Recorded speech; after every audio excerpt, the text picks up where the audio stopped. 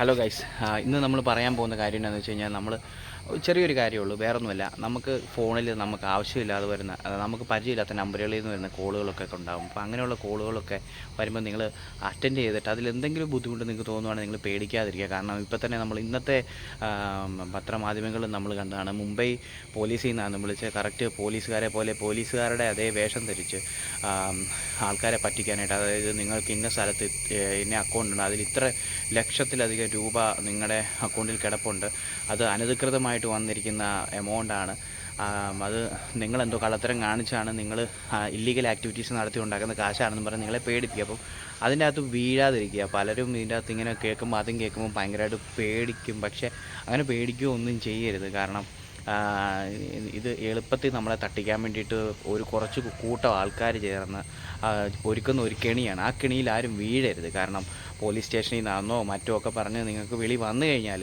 നിങ്ങൾ വേറെ ഒന്നും ചെയ്യേണ്ട, നിങ്ങൾ പേടിക്കേണ്ട കാര്യമൊന്നുമില്ല. നമുക്ക് ഏറ്റവും അടുത്ത് നമ്മുടെ പോലീസ് സ്റ്റേഷനുകളുണ്ട്.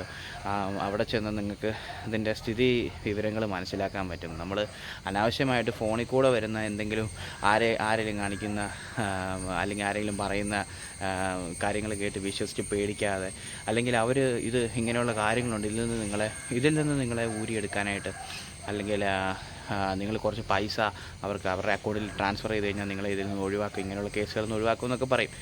അപ്പം അങ്ങനെയുള്ള കാര്യങ്ങളിൽ നിങ്ങൾ വീഴാതിരിക്കുക. ഞാനിതിന് മുന്നേ ഒരു 2-3 ദിവസം മുന്നേ ഒരു വീഡിയോ ഇട്ടിട്ടുണ്ടായിരുന്നു ഇതിനെപ്പറ്റി.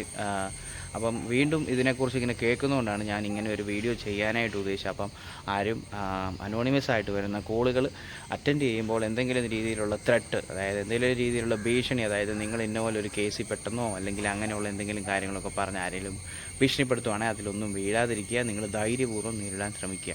കൂടുതൽ ബുദ്ധിമുട്ടുണ്ടായി കഴിഞ്ഞാൽ ഏറ്റവും അടുത്ത പോലീസ് സ്റ്റേഷനുമായിട്ട് ബന്ധപ്പെട്ട് നിങ്ങൾ കാര്യത്തിന് തീരുമാനം ഉണ്ടാക്കാൻ ശ്രമിക്കുക കേട്ടോ. Thank you.